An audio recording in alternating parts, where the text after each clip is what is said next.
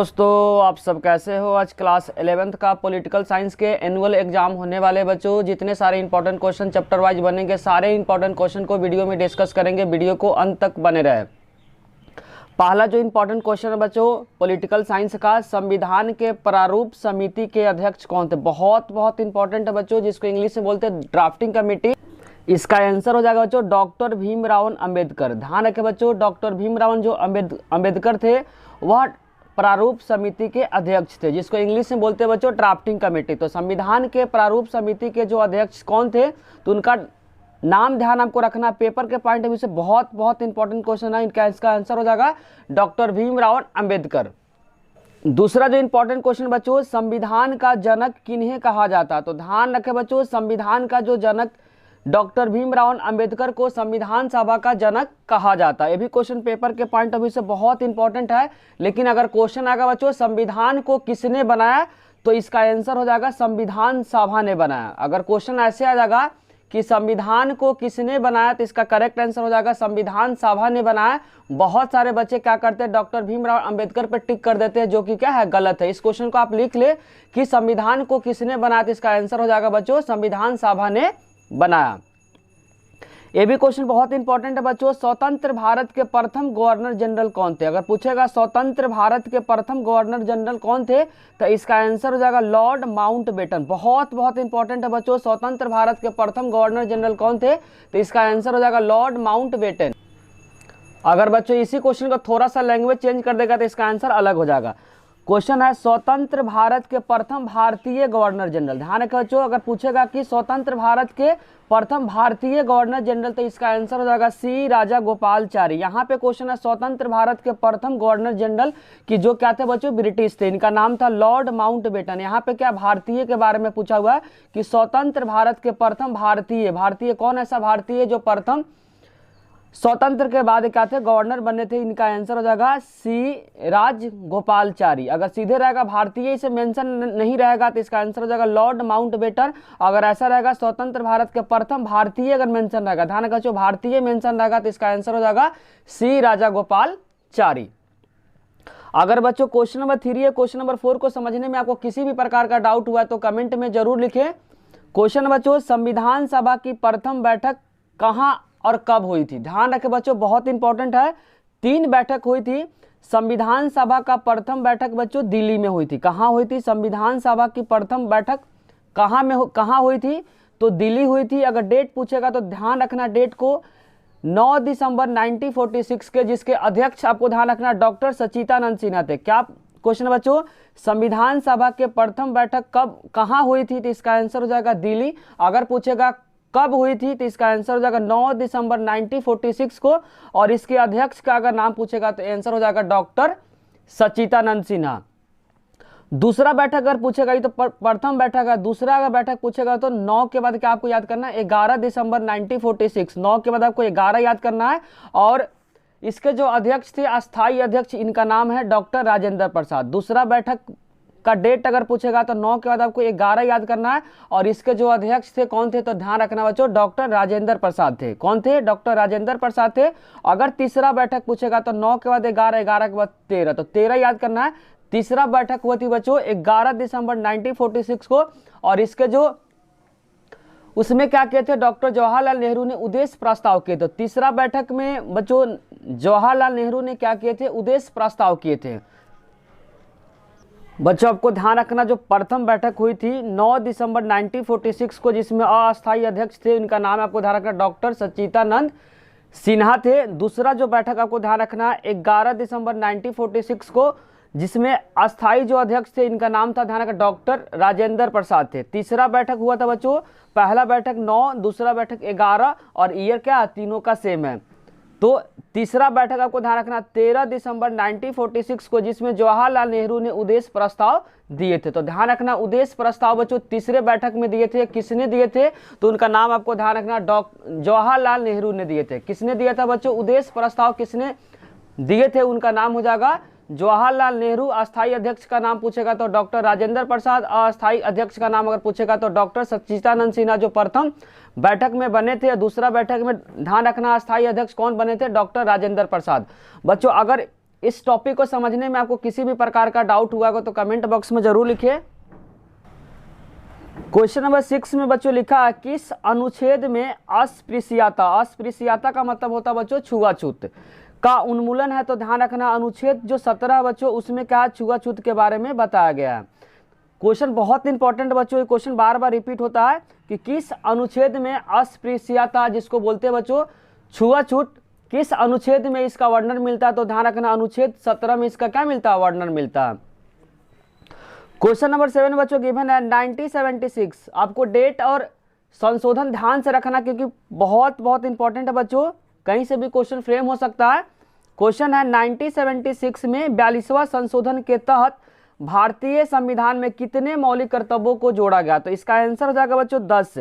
और ईयर पूछेगा कौन सा ईयर में 10 मौलिक कर्तव्य को जोड़ा गया। तो आपको ध्यान रखना 1976 में किस संशोधन के तहत इसको जोड़ा गया। तो 42वां संविधान संशोधन के तहत क्या गया 10 मौलिक कर्तव्यों को जोड़ा गया।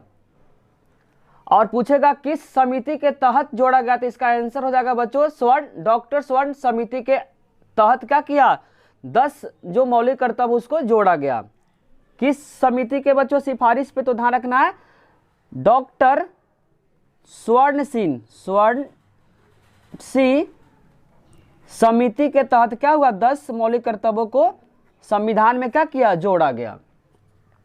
फिर से रिपीट कर देते बच्चों 1976, आपको डेट बहुत इंपॉर्टेंट है, डेट को ध्यान रखना। 1976 में 42वां संशोधन के तहत भारतीय संविधान में कितने मौलिक कर्तव्य को जोड़ा गया। तो 10 मौलिक कर्तव्य को जोड़ा गया। किस समिति के तहत जोड़ा गया। तो डॉक्टर स्वर्ण सिंह समिति ने क्या किया था, सिफारिश किया था 10 मौलिक कर्तव्यों को संविधान में जोड़ने का।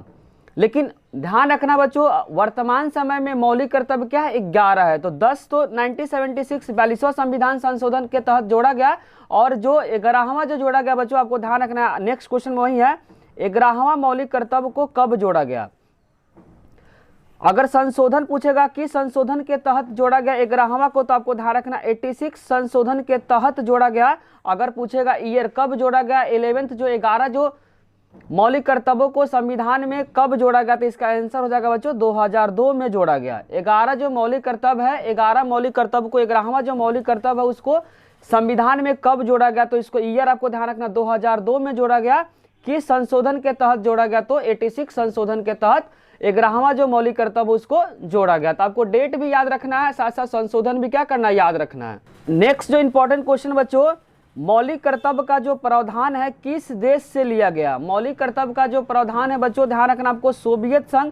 अगर सोवियत संघ ऑप्शन में नहीं रहेगा तो रूस ऑप्शन में रहेगा, क्योंकि सोवियत संघ का जब विघटन हुआ तभी उसके बाद क्या हुआ, रूस उसका नाम पड़ा। तो ध्यान रखना मौलिक कर्तव्य का जो प्रावधान है भारत के संविधान में किसके तहत जोड़ा गया। तो ध्यान रखना किस देश से लिया गया। तो इसका आंसर हो जाएगा बच्चों रूस से मौलिक कर्तव्यों को भारतीय संविधान में क्या किया, जोड़ा गया। ध्यान रखना मौलिक कर्तव्य को किस देश से लिया गया। तो आपका इसका आंसर हो जाएगा बच्चों रूस। अगर रूस ऑप्शन में नहीं दिया रहेगा तो ध्यान रखना कि सोवियत संघ ऑप्शन में दिया रहेगा। नेक्स्ट जो इंपॉर्टेंट क्वेश्चन बच्चों भारतीय संविधान में किस अनुच्छेद में कहा गया कि कानून के समक्ष सभी व्यक्ति क्या है, समान है। तो ध्यान रखना अनुच्छेद बच्चों जो 14 है उसमें कानून के समक्ष जो सभी व्यक्ति क्या है, समान है। तो पेपर में क्वेश्चन आएगा अनुच्छेद 14 में क्या लिखा गया। तो ध्यान रखना भारतीय संविधान के अनुच्छेद में कानून के समक्ष सभी व्यक्तियों को समान देखा गया। किस अनुच्छेद में यह बात लिखा गया। तो ध्यान रखना बच्चों अनुच्छेद 14 में यह बात लिखा गया कि कानून के समक्ष जो सभी व्यक्ति क्या है, समान है। किस अनुच्छेद में इसका वर्णन मिलता है। तो ध्यान रखना अनुच्छेद नंबर 14 में क्या मिलता है, कानून के समक्ष सभी व्यक्ति समान है। यह मिलता कहाँ पे बच्चों, अनुच्छेद नंबर 14 में देखने को मिलता है।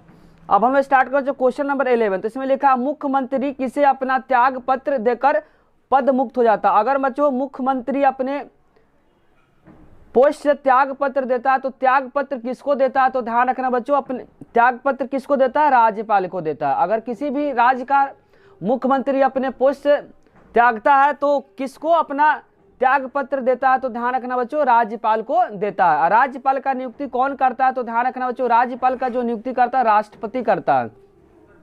राज्यपाल का अगर नियुक्ति पूछेगा राज्यपाल का नियुक्ति कौन करता है। तो इसका आंसर हो जाएगा बच्चों राष्ट्रपति करता है। राज्यपाल का नियुक्ति कौन करता है। तो इसका आंसर हो जाएगा बच्चों राष्ट्रपति करता है। और मुख्यमंत्री अपने अगर पोस्ट से क्या करता है, त्याग पत्र देता है, तो त्याग पत्र किसको देगा, तो ध्यान रखना बच्चों राज्यपाल को देगा। और राज्यपाल का नियुक्ति कौन करता है, तो इसका आंसर हो जाएगा राष्ट्रपति करता है। नेक्स्ट जो इंपॉर्टेंट क्वेश्चन बच्चों, अगर ऐसा क्वेश्चन आएगा बच्चों, मुख्यमंत्री का शपथ कौन दिलाता है, क्वेश्चन ऐसे भी आ सकता है, मुख्यमंत्री को शपथ कौन दिलाता है, इसका आंसर हो जाएगा बच्चों राज्यपाल दिलाता है।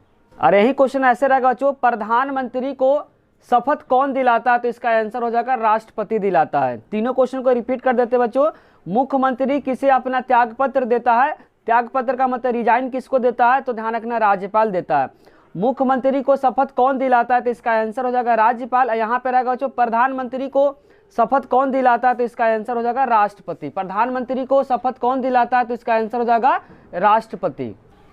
नेक्स्ट इंपॉर्टेंट क्वेश्चन बच्चों, राष्ट्रपति पद के लिए न्यूनतम आयु कितना होना चाहिए। अगर राष्ट्रपति किसी भी इंसान को अगर बनना है तो मिनिमम एज अगर पूछेगा तो ध्यान रखना मिनिमम एज कितना बच्चों, 35 वर्ष है। ध्यान रखना कि राष्ट्रपति के पद पे किसी भी व्यक्ति को अगर नियुक्त होना है तो जो मिनिमम एज होना चाहिए कितना होना चाहिए बच्चों, 35 वर्ष होना चाहिए।